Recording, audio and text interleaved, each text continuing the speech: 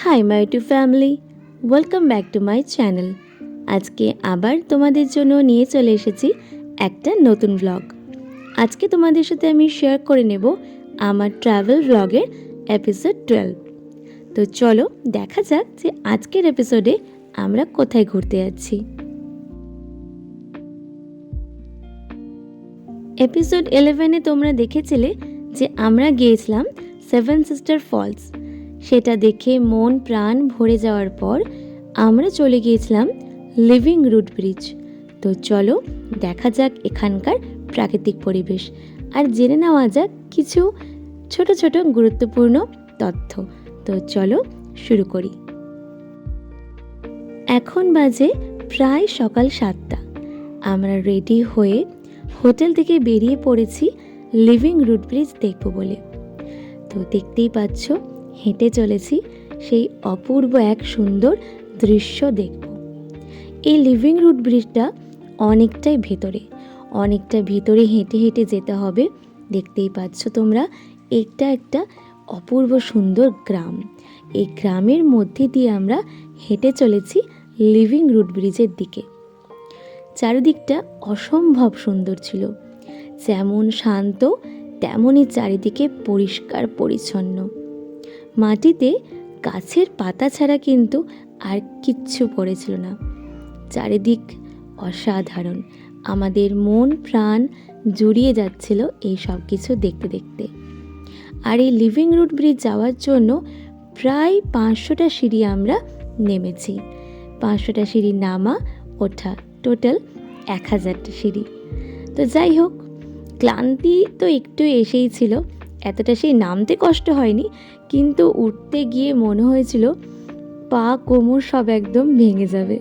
তো যাই হোক, এতটা যে আমরা নেমে যে জিনিসটা দেখেছি একদম সার্থক। এতগুলো সিঁড়ি কষ্ট করে নামা ওঠা আমাদের চোখকে সার্থক করেছে এই লিভিং রুট ব্রিজ।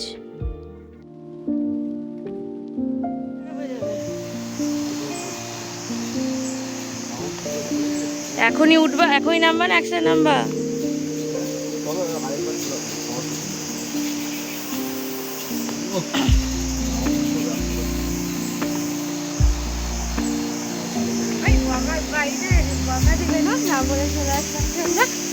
আমার একলা আসছে নাকি?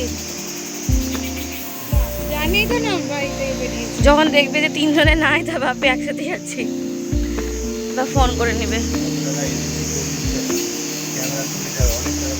ও বাবা, আমার ক্যামেরা টাকা বেঁচে গেল।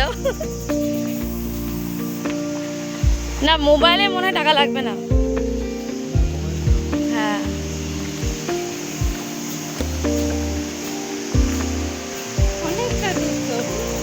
বাবা রে, ওরা নামতে গিয়ে তো পাগল হয়ে যাবে। আওয়াজ দেখ, শুধু শোন, দেখ বলছি।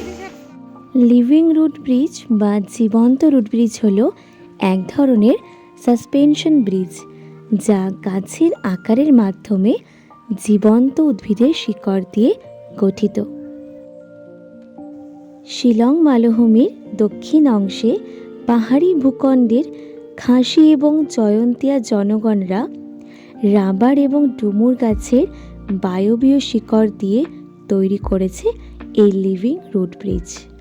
এটি হাতে তৈরি হলেও এই লিভিং রুট ব্রিজে যে শিকড়গুলো, সেগুলো কিন্তু একদম জীবন্ত গাছের। এই লিভিং রুট ব্রিজ যেহেতু জীবন্ত গাছপালার শিকড় দিয়ে তৈরি, সেই কারণে গাছপালা কিন্তু প্রাকৃতিকভাবে নিজের শিকড় বাড়িয়ে চলে, অর্থাৎ শিকড় কিন্তু বাড়তে থাকে বা সৃষ্টি হয়। তো এই সেতুটাকে আরও শক্তিশালী করার জন্য অবশ্যই সেতুটার যে শিকড় রয়েছে সেগুলোকে মাঝে মাঝে ছাঁটাই করতে হয় এবং কারসাজি করতে হয়। এই সেতুটা যখন পরিপক্ক হয়ে যায় একদম, তখন এই সেতুতে একসাথে 50 জন বা তার থেকে বেশি লোক যাতায়াত করতে পারে এবং এর জীবনকাল হতে পারে কয়েকশো বছর।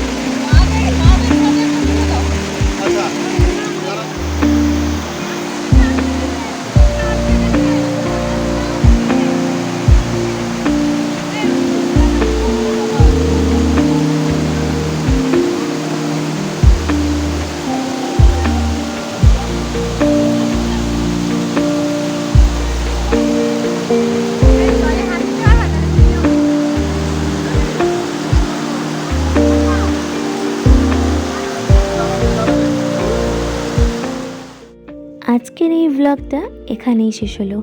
তোমাদের যদি ব্লগটা ভালো লেগে থাকে তাহলে আমাকে সাপোর্ট করার জন্য প্লিজ তোমরা লাইক শেয়ার ও কমেন্ট করে দিও।